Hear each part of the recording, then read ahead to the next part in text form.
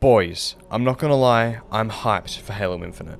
So when I heard that 343 Industries is running flights for the game, which allows people to play an early technical demo of the multiplayer before the full game releases, you know that I jumped on that quicker than Karen can call the manager. Now to play the technical demo, you need to be part of the Halo Insider program. And I mean, look, I'm a bit of an insider myself. I haven't left this room in 3 months. Needless to say, I've got the game. And it is insane.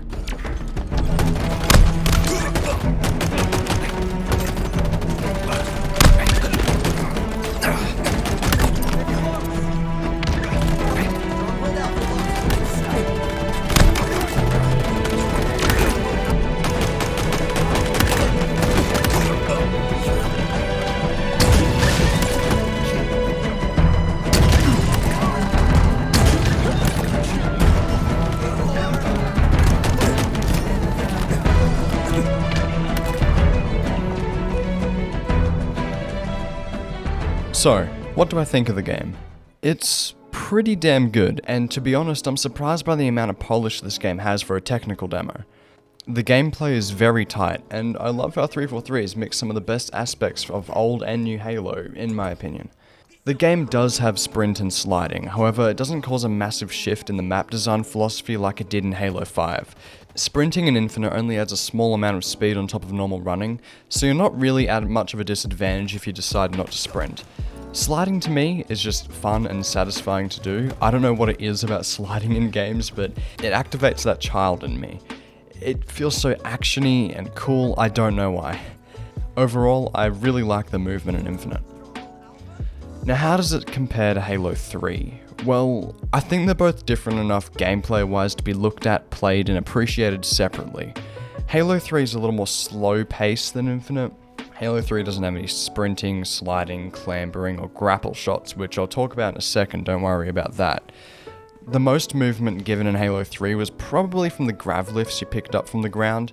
This doesn't mean that the movement in 3 is bad, actually quite the opposite. Halo 3 is designed around everything merging perfectly with the sandbox. Maps were designed around the slower movement system, and allows players to crouch, jump, and maneuver around the map very well within the game's confines, as well as work perfectly with the weapons available in each map.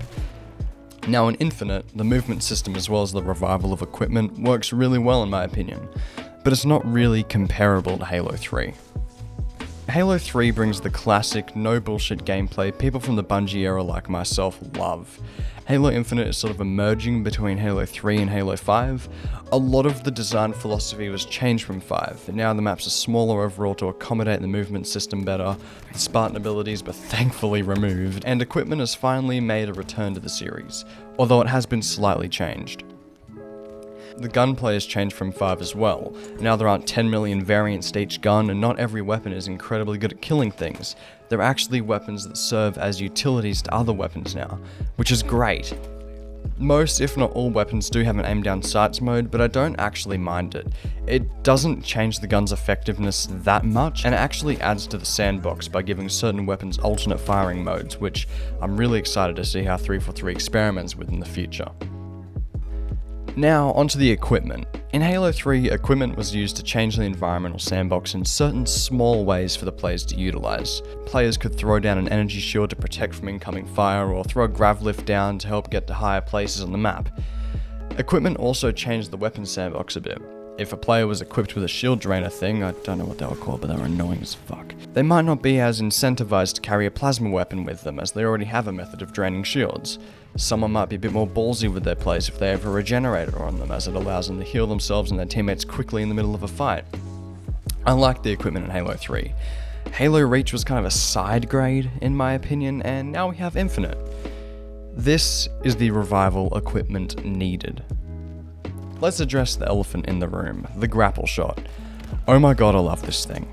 Being able to zip around the map, zoom into enemies, and grab weapons from the ground with this thing is so fun. It controls really nicely and surprisingly doesn't break the sandbox. The grapple shot doesn't allow you to access places you normally wouldn't, or grab weapons that would be inaccessible without one. It just adds a quicker, more fun way to get to those places and grab those things. Also, in most places, actually using the grapple shot puts you out in the open, ripe for the picking, so I'd say it's pretty balanced. Overall, a great addition to the game. Other equipment was added too. There's a new shield wall thing that has little tiles pop up in a wall. Each tile can be shot out individually and you can shoot through the wall from the other side. Not much to talk about here. It's pretty cool. I like it. Active Camouflage and Overshields are now equipment and have to be activated by the player. This change was a little strange at first. Every single Halo game before this had active camo and overshields as pickups on the ground that activated as soon as the player ran into them. I think with the new equipment system in the game it works well, but I don't think I'm alone when I say I was a little worried before I played the game. Players having control over this could result in a similar situation to Armor Lock in Halo Reach, where players were just activated as soon as they got close to another player or were about to die, and it would just drag on firefights and give an unfair disadvantage to someone who didn't have Armor Lock. This isn't as much of an issue in Infinite. Overshields don't make you invincible, and they take time to activate, so it is a bit of a risk to use when in the middle of a fight. Same goes for active camo. People can still make out a player when they've used active camo, so there's no use using it when in a fight. It's more useful to use beforehand, to sneak behind the enemy. Capture the flag, for instance, works great with it.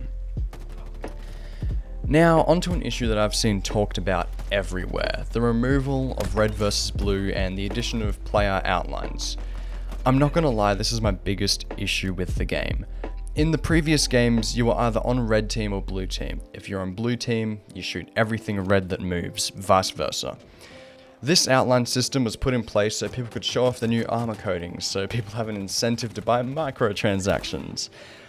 I don't mind the microtransactions, it's purely cosmetic, and by the looks of things you can unlock quite a few just through playing the game and working through the battle pass. The problem is what replaced red versus blue. These outlines are sometimes pretty hard to see, and there have been quite a few times where I haven't attacked someone because it didn't click in my mind that they were an enemy, only to realize the red outline after they'd already started shooting at me. I personally would prefer a return of the red vs blue system, and having the coding being shown off in free-for-all game modes where colour doesn't matter in showing what team you're in, just like Halo 3 and, the older games.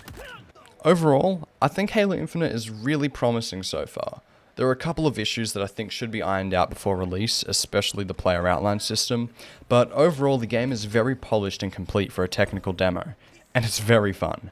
This weekend I'll be playing and testing out the big team battle game modes, and I might make a video on that as well, but no promises. I'm excited for this game, even more excited for the campaign, and I'm impressed by what 343 has done so far. They've addressed a lot of issues from 4 and 5, and I think this is going to be the best game 343's put out, easily. Thank you guys for watching. I know this was a little different from the content I usually make, but I love Halo, and this was an opportunity that I don't get very often. Please, if you enjoyed this, go check out my other content. If you like what you see, maybe smack the like button and subscribe? I don't know. I have a Discord server that's linked down below in the description, and yeah, that's really about it. Thanks for watching. See ya.